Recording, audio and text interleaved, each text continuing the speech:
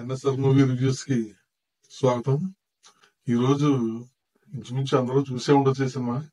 కొంచెం లేట్ అయింది కానీ ఎందుకో ఈ సినిమా గురించి మీతో షేర్ చేసుకోవాలని ఈ సినిమా వీడియో చేస్తున్నాను. ఈ సినిమా చాలా మూవీ చాలా బాగుంది సినిమా.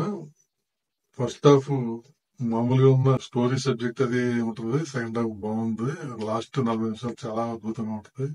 అసలు మనకి శివాజీ గురించే తెలుసు. శివాజీ రాజస్థాపన సింహాసనం దృష్టించాడు. అక్కడ వరకే మన పాటల్లో తెలుసు. అంతకుముందు తెలియదు మనకు సబ్జెక్ట్. కానీ శివాజీకి ఇంత వీరోచితమైన కొడుకున్నాడని, అతను ఇన్ని యుద్ధాలు చేశాడన్న విషయం ఈ సినిమా వచ్చే వరకు కూడా తెలియదు. అది నిజంగా దురదృష్టకరం. అంత వీరుడిని మరి అసలు ఏ పుస్తకాల్లో, పాఠ్య పుస్తకాల్లో, సోషల్ స్టడీస్ ఎప్పుడు ఎక్కడా రాలేదు. అసలు ఏ క్లాస్ లో కూడా. అదొకటి మాత్రం చాలా దురదృష్టకరం. నిజంగానే చరిత్ర అనేది కొంత మరుగుపడింది అనిపిస్తుంది.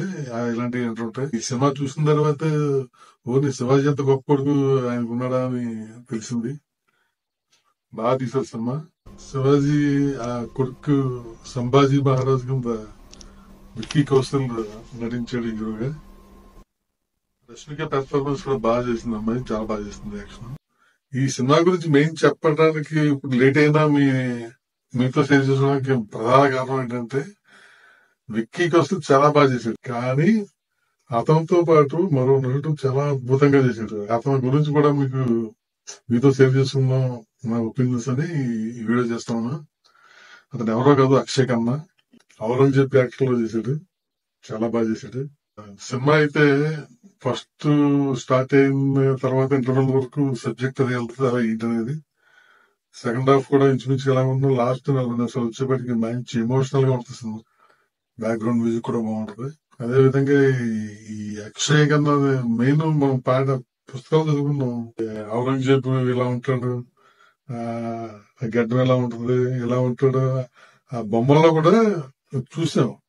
సేమ్ ఎలా చూసామో ఆ సోషల్ స్టడీస్ బుక్స్ చదువుతున్నప్పుడు అదే గెటప్, అదే ఫేస్, అలాగే డిటోగా పట్టుకున్నాడు. ఎలా పట్టుకున్నాడు అతను అలా అర్థమే కాదు నాకు.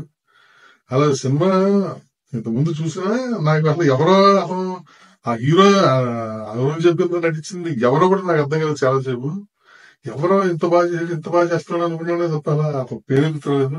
చివరికి ఎప్పుడో వెలిగింది. ఏమంటే జనరల్ గా హిందీ సినిమా తక్కువ చూడటం.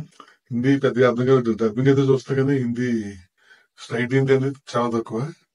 సినిమా బార్డర్ అనుకుంటా హిందీ బార్డర్ సినిమా చూసాను. ఆ సినిమాలో ఉన్నాడు. Settled performance.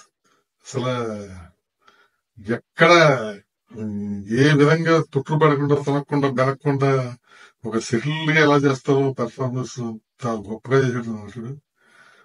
అసలు అతను ఆ అక్షయ్ కన్నా ఆ రోల్ కి సరిపోతాడని ఊహించి ఆ తీసుకున్న డైరెక్టర్ కి నిజంగా హెడ్స్ ఆఫ్ చెప్పాలి. అసలు అంత ఆ మేకప్ తోటి, అతని పెర్ఫార్మెన్స్ తోటి కట్టి పడేసాడు. నిజంగా అంత బాగుంది. ఆ యాక్షన్ గాని, ఆ గెటప్లు గాని చాలా బాగా చేశాడు. Director Lakshman Utekar excellent. నాకు అది చూస్తున్నప్పుడు బాహుబలి సినిమా గుర్తొచ్చింది. బాహుబలిలో రానా విలన్ ఏంటి అనుకున్న ముందు, సినిమా రిలీజ్ ముందు హీరో కింద చేసినప్పుడు విలన్ ఏంటి అబ్బా అనుకుంటే, ఆ తర్వాత వాళ్ళ చూసి థాట్స్ ఎలా ఉంటాయో క్రియేటర్స్ అనేది మనకి అర్థం అవుతుంది. నిజంగా ఆ రాజమౌళి ఆ క్రియేటర్ ఏ విధంగా ఊహించి తీసుకున్నాడో సినిమా రిలీజ్ అయ్యి కానీ అర్థం కాలేదు మనకి. ఆ యాక్షన్ బల్లాల దేవుడి కింద రానా చేసిన పర్ఫార్మెన్స్ హైలైట్ గా ఎలా చేశాడు సేమ్ అదే గుర్తొచ్చింది ఈ సినిమా చూస్తుంటే. అతను ఔరంగజేబ్ తీసుకోవాలని ఎలా అనిపించిందో, తీసుకున్నాక అతను అలా ఎలా చేయించారు సేమ్ అదే ఫీలింగ్ కలిగింది. భలే చేసాడు యాక్షన్. ఊహించగా అనుకుంటాను. నాకు ఇంకా ఎక్కువ బాగా ఇదిగా అనిపిస్తుంది. అసలు ఔరంగజేబు మనం పాఠ్య పుస్తకాలు ఎలా చదువుకున్నామో అలాగే ఉంటుంది. కుర్చీలేంటి, ఆ తలపాయ ఏంటి, ఆ కిరీటం ఆ సోషల్ స్టడీస్ లో 7th 8th క్లాస్ చదువుకున్నప్పుడు ఏ విధంగా అయితే ఆ వర్ణన, ఆ బొమ్మలు, ఫోటోగ్రాఫ్స్ అవి చూసామో ఎలా డిటోగా పెట్టాడంటే నిజంగా డైరెక్ట్ హెడ్స్ ఆఫ్ చెప్పాల్సిందే.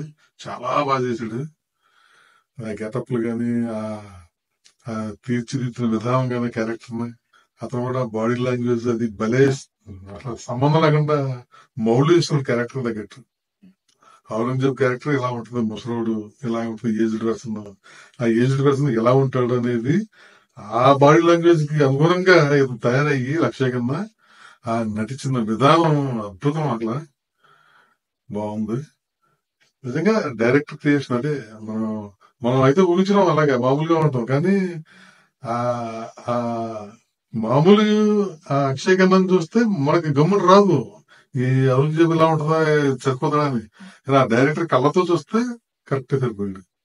అదే క్రియేటర్ లక్షణం. అంత క్రూరమైన ఆలోచనతో ఉన్నవాడు ఓ సాత్వికంగా ఏదో ద్రాక్ష పండు తింటూ, ఓ జపమాల తిప్పుకుంటూ, గడ్డం సరి చేసుకుంటూ కూర్చునే విధానం అవి చూస్తే నిజంగా ఇతరులను ఇంత క్రిమినల్ గా ఆలోచించిన ఔరంగజేబు అనిపిస్తుంది. ఆ ఆ వేరియేషన్స్ చాలా బాగున్నాయి అందులో. సినిమాలో బాగా చూపించాడు. చాలా మంది చూసే ఉండొచ్చు, చూడకపోతే మళ్ళీ చూడండి. ఒకవేళ థియేటర్ లో లేకపోతే మిస్ అవ్వకుండా ఓటీటీ వస్తున్నారు ఈయన, అప్పుడు చూడండి. అన్నిటికన్నా బాధాకరమైన విషయం ఏంటంటే ఈ సినిమాని రిలీజ్ అప్పుడే డబ్బింగ్ చేసి ఉంటే రిలీజ్ రోజునే చాలా రెవెన్యూ కలిసి వచ్చింది. అది లేట్ గా అయ్యి 2 వారాలు అయ్యేప్పటికీ చాలా మంది చూసేయటం, ఇంట్రెస్ట్ పోవడం జరిగి ఇంకా అనుకున్న తర్వాత ఇంకా ఎక్కువ రావాలి రెవెన్యూ. ఎక్కడే మన తెలుగు వాళ్ళకి ఆ నార్త్ సైడ్ వాళ్ళకి డిఫరెన్స్ కనబడుతుంది. అదే మనం రాజమౌళి లాంటి వాళ్ళు అయితే స్టార్టింగ్ ప్రపంచంలో లాంగ్వేజ్ అనేది చేస్తారు. చేసేసి నిజంగానే 5-6 రెట్లు రెవెన్యూ ఎక్కువ వచ్చేది నిజంగానే అలా చేస్తుంటే. అదొకటి చాలా డ్రాబ్యాక్స్ మనకి. ఫస్టే నా హిందీతో పాటు అన్ని లాంగ్వేజ్ లో డబ్ చేసుకుని రిలీజ్ చేస్తుంటే ఎంతో బాగుండేది. అదొక్కడే బాగా మైనస్ అయింది. అది ఇంకా చాలా చాలా రెవెన్యూ లాస్ అయినట్టే, 5-6 రెట్లు రెవెన్యూ లాస్ అయినట్టే అన్ని లాంగ్వేజ్ లో కలుపుకుంటే. అదొక్కటి మైనస్ సినిమాకి. మిగతా అంతా బాగుంది సినిమా. చూడని వాళ్ళు ఎవరైనా ఉంటే మాత్రం ఒకసారి మిస్ అవ్వకుండా ఓటీటీలో చూడండి. నేను చెప్పింది మీరు అబ్జర్వ్ చేయండి. ఆ సినిమా చూసినప్పుడు యక్షగన్న పెర్ఫార్మెన్స్ గురించి మీకు అర్థం ఉంది. ఎందుకు వీడియో చేస్తున్నా.